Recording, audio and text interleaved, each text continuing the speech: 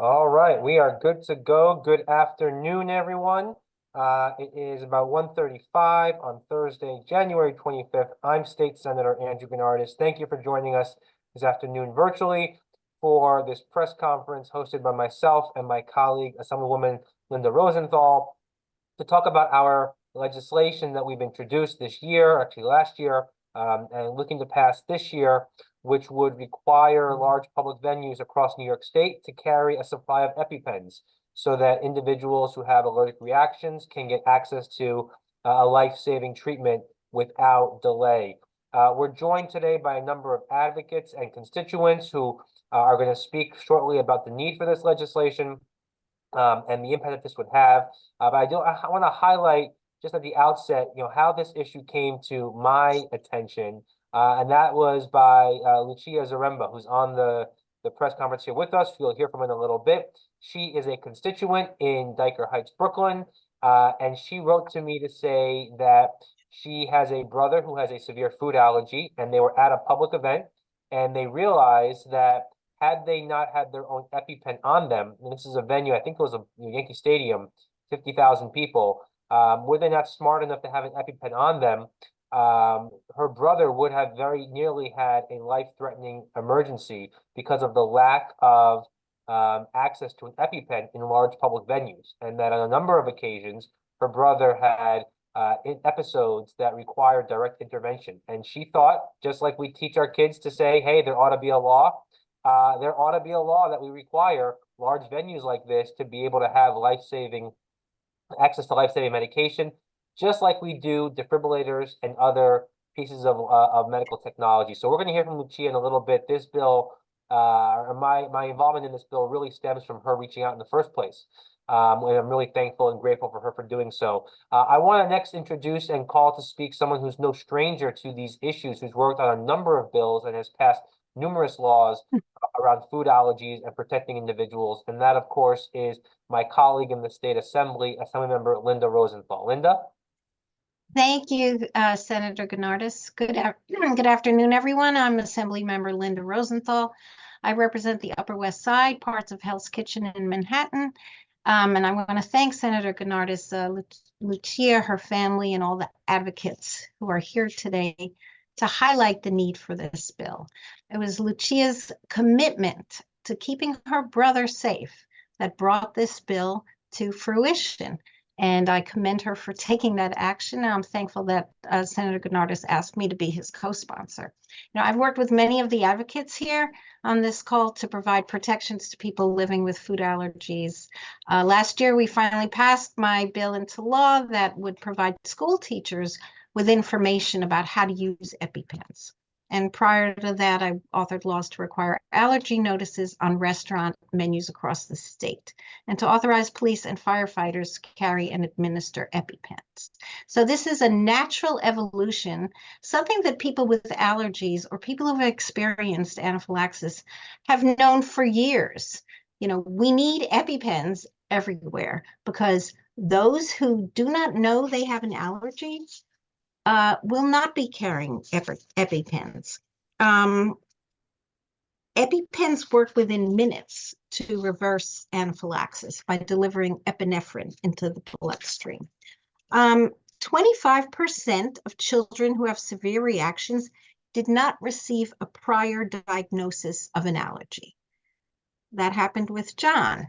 If they don't know that they might be in danger, they can't carry an EpiPen, which is why venues like Yankee Stadium, concerts everywhere that people gather and consume food or drink should be equipped with an EpiPen.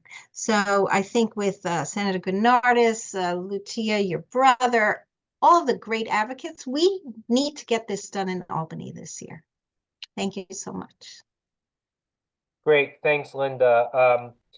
Families like Lucia's really shouldn't have to live in fear every time they go out in public because they don't have an EpiPen, they forget their EpiPen, or for whatever reason.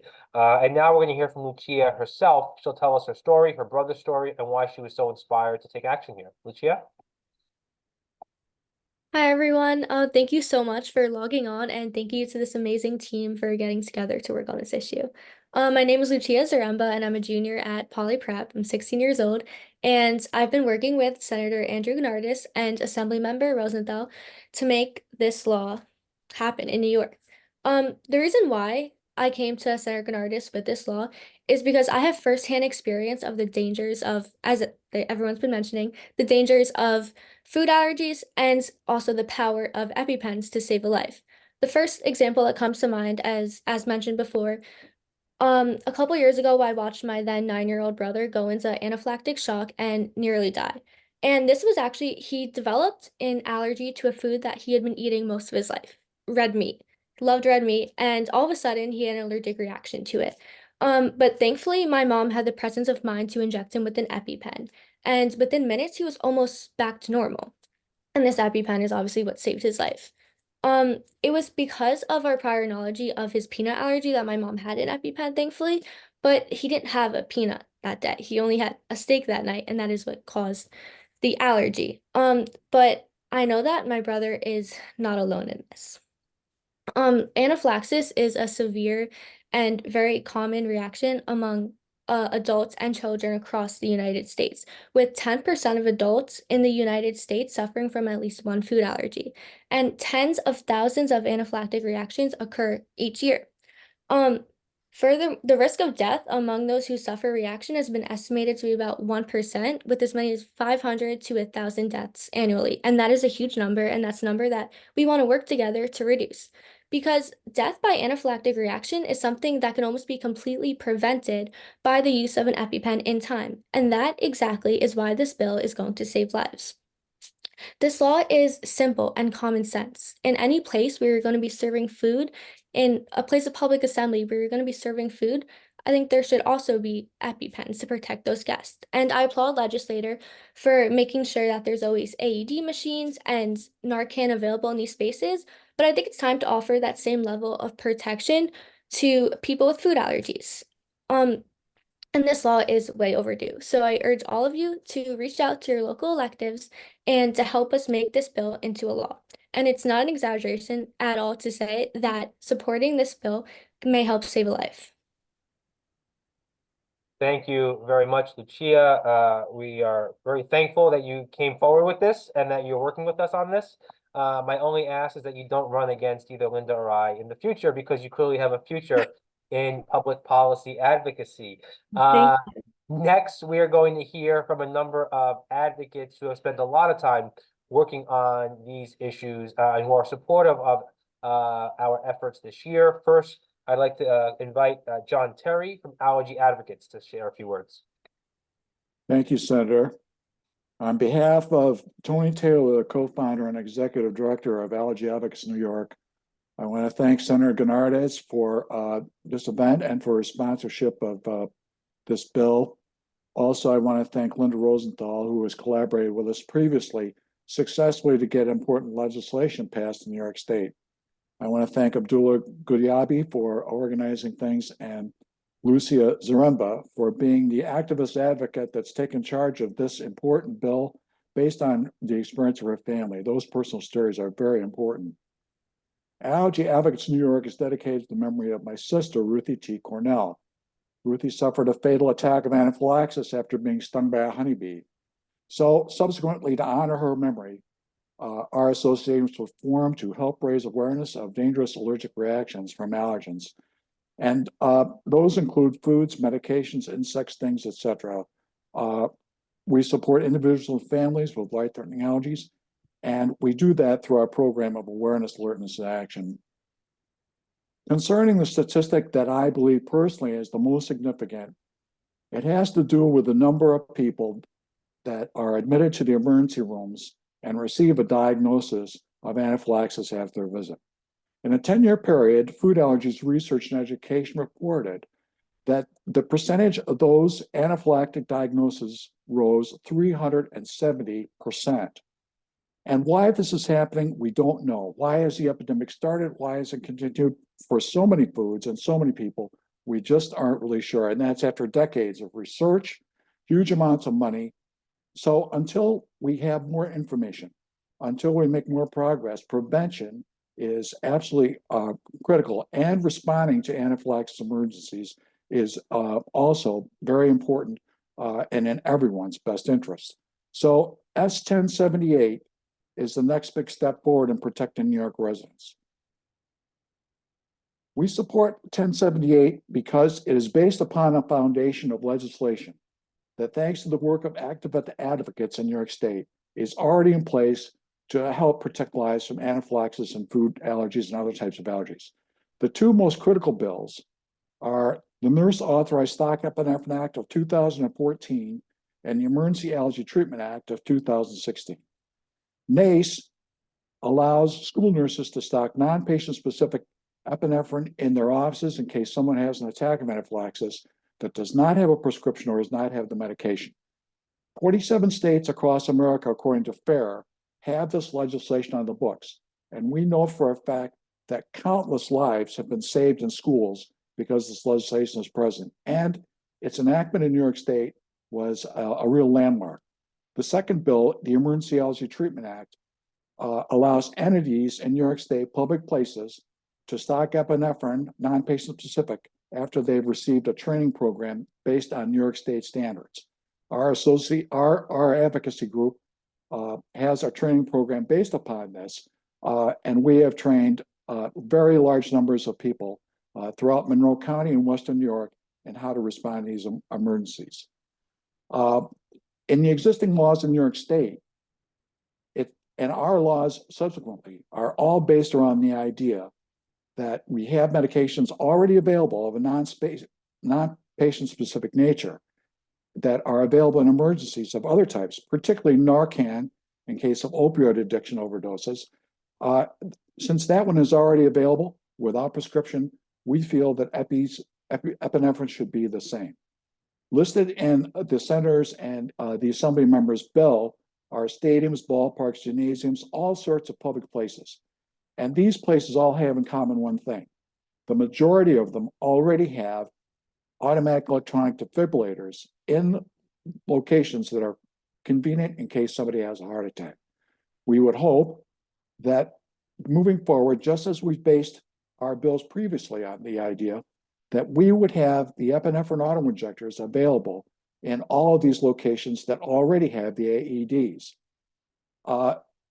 Specifically, in Monroe County, St. John Fisher College, their security department took our training program, received a non-patient specific prescription, and has placed the epinephrine auto-injectors in the locations adjacent to or included within their AEDs. So, thanks to the efforts of other people, particularly Lucia today, who feel that this is important legislation and that might save lives, I'm here to tell you, they do save lives. And it's very important that we continue to push ahead with these types of legislations going forward to protect as many lives as we can, not only in New York State, but across the country. Thank you. Best wishes. Thank you very much, John. Next, we're going to hear Thomas Silveria from the Elijah Alabi Foundation. Thomas? Hey, can you guys hear me clearly? Can you hear me clearly? Yes. Okay, perfect. Thank you all for having me here today. It's one of the things I don't like doing, but I have to do it, is advocating for life-saving medication. It's one of the things that's most profound and imperative that we must have everywhere. So I just want to thank Lucia or Lucia? Lucia. Okay, Lucia, Senator Andrew, Assemblymember Linda, for having us here today to talk about such a crucial piece of legislation. I want to say in the age of where understanding and managing food allergy is more critical than ever. And if I talk about the tragedy of what happened to my son in 2017, due to an anaphylactic reaction that happened to him while in his childcare, his untimely passing is harrowing clarion for the wake for action and transformative action. So through the Elijah Alabi Foundation, we forged in the wake of this what we do in terms of the vanguard and to fight to ensure that life-saving epinephrine and access to care is easily accessible and make it ubiquitous as having an AED in public spaces. And this is not just a mere healthcare initiative. It's one of the crusades for the fundamental of the right for safety, for well-being. And I believe will be such a groundbreaking legislation championed by Senator Andrew and Assembly Rosenthal, is a beacon of hope in fighting and signals a seismic shift in our collective approach to food allergy safety. And via our foundation, we know is one of the most crucial piece, working with Assemblyman Linda Rosenthal on several pieces of legislation, working with Jonathan and also Jason Lindy in bringing these to the forefront. It hurts me to hear that we have to keep fighting for pieces of legislation like this, such as Lucia doing this to put policies in place to keep her brother safe. And my son had fallen through the crack because the epinephrine wasn't accessible from the educator to provide him a life-saving medication. And we can throw out many numbers and statistics as much as we can, but until we get a better understanding and putting policies and putting things in place to keep people safe, this is when we can move forward a little bit better and sleep a little bit easier for everyone. And I think the legislation that is being put forth through everyone here today and making sure we advocate for the access of this will change how we see things going forward, not just in New York, but in every state going forward. So I thank you all for just bringing us on board to push this vital piece of legislation. Lucia, keep doing what you're doing. I think this is such amazing work that you're doing, and you're working with amazing legislators and advocates to keep pushing this forward. Thank you. Thank you very much, Thomas, for sharing your story and for joining us. Next, we're going to hear from Jason Lindy from FAIR. Jason? Sure. Thank you, Senator. Thank you, Assembly Member. I'm Jason Lindy. I'm the Senior Vice President for FAIR, which stands for Food Allergy Research and Education. We're the nation's largest and leading nonprofit food allergy organization dedicated to food allergy advocacy. This is actually a great get-together for a few reasons, one of which is an important issue, but two, it's one of those issues that unites all New Yorkers. And how do I know this? Well, I was born and raised in upstate New York. I lived in a tiny town called Richfield Springs, one stoplight, and I was the only child in my entire school. We all went to the same school who had food allergies. And I was born with a dairy and tomato allergy. Because of the rural upstate New Yorkness of my upbringing, unfortunately, it took my mother 2 years to find out that I was allergic to food allergies. Now, mind you, I'm the grandson of a dairy farmer from rural South Dakota. So you better believe that dairy was on our table almost every day. And she never could understand why her youngest child was getting sicker and sicker all the time. I eventually lost part of my hearing. Today, there are more than 2 million New Yorkers with life-threatening food allergies. 2 million New Yorkers. And frankly, we don't have the time to wait like my mother did to step in and intervene. That's why we are delighted with this legislation. Over the last few days, we heard about a tragedy befalling a young dancer in New York City who unfortunately ate a mislabeled product from Stu Leonard's. It contained peanut, and she lost her life. This is why this fight is so important to us, because just incidental contact like that can have fatal reasons. Another statistic that is so mind-blowingly important is that every 10 seconds in America, someone is going to the emergency room because they've had a reaction to a food allergy.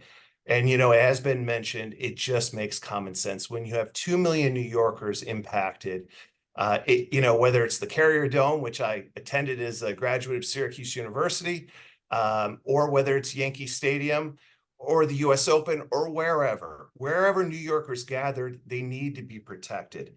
The one element and the one statistic that I want to call attention to before closing is this. Children on Medicaid in New York and elsewhere are 1/10 is less likely to be diagnosed with food allergies than children on private health insurance. That means there are tens of thousands of children, walking around in New York, and their parents, who are the most economically vulnerable families, have no idea that their loved one has food allergies. This is the reason we need this bill. We just need this bill to be passed. So that is why FAIR is committing everything we can. We're going to do everything possible to see this bill through to the finish line. It's important for New York and it's important for the nation. And we really appreciate the leadership of Lucia, her family, the senator, and the assemblywoman, because we have to keep fighting for the food allergy families now and into the future. Thank you. Thank you, Jason. So you've heard it pretty clearly from all of our advocates, from their stories, their life experiences. You've heard it from someone in Rosenthal who's done this multiple times in the past to really take this issue on. Did my camera just go out? Oops. This is important to all of us, and we're going to do everything we can to make sure that we pass this into law this year during the current legislative session. So with that, we'll see if there's any questions from members of the press who joined us. We'll pause a minute.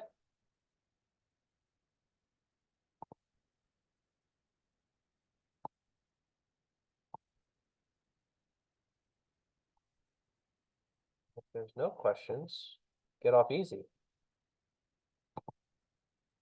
All right, looks like there's no questions, which is great. Though, of course, if any members of the press do have any follow-up questions, you can reach out to either my office or Assemblymember Rosenthal's office, and we will either answer it for you ourselves or connect you to one of our advocates here who can give you more information.